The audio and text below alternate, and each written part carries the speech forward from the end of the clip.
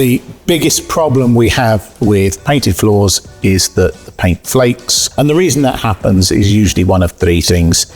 Either there's dirt, oil, grease on the surface that hasn't been removed before the paint's been applied. There's dust or latents on the surface. So that crust is there, but it isn't fully bound into the substrate. And if we don't remove it, that can crumble at a later date and it'll come away stuck to the back of your nice new floor paint. We can prevent that by thoroughly cleaning and degreasing the surface using an industrial degreaser such as Bradite TD39. You wash it onto the surface, scrub it in with a stiff bristle brush, rinse it off and remove any residues. The other reason the paint could flake is if it's applied over previous coatings that aren't well adhered to the surface. Dust can be hoovered up. Latents, we may need to acid etch the surface.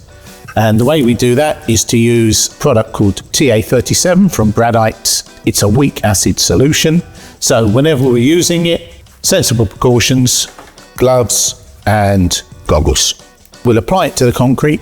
You'll see it will fizz up and it reacts with the concrete. That fizzing, that reaction will die down after about 5 to 10 minutes, but we don't want the acid to dry into the surface. So once the reaction is finished, we need to rinse it off with copious amounts of clean water. So we can see we can leave that for 5 to 10 minutes as long as we don't let it dry into the surface. So we can see if we gently scratch at the surface,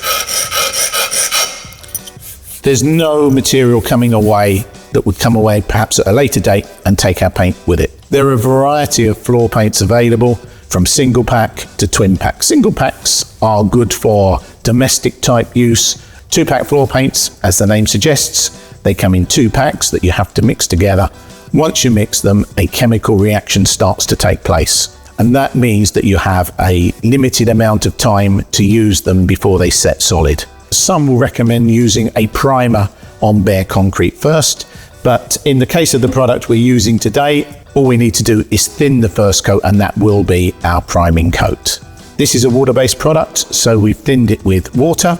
Thinning it allows the paint to penetrate into the surface and get a good bite, good grip, good adhesion on the floor so that when we put our subsequent coats over, they're sticking to a nice, firm, sound base. The majority of the floor will be applied with a roller. They come in various widths, 9-inch, 12-inch, 18-inch, which you can use with an extension pole so that you're not breaking your back bent over trying to paint a huge floor. Today, because we're only painting a very small area, I'm just going to use a 4-inch roller. Whichever product you're using, just check the manufacturer's recommendations for that.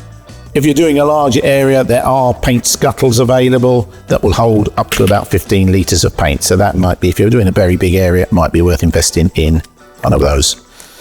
You can see there's quite a lot of water in it. We've thinned it down so that it will soak in and get a good key to the surface.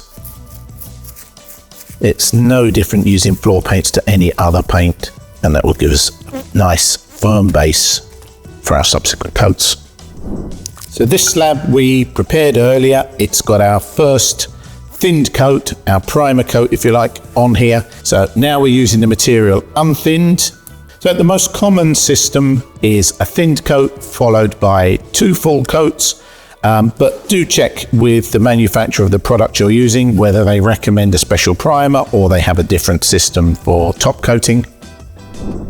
Here's our finished floor slab. We've applied the final coat, which we've allowed to dry. So this has had 3 coats of a water-based floor paint, thinned first coat, and then 2 full coats over the top. So we've now got a floor that's nice and solid, nice finish, that should give us a long service life. And please remember, for any help and advice on your specific projects, please feel free to give us a call.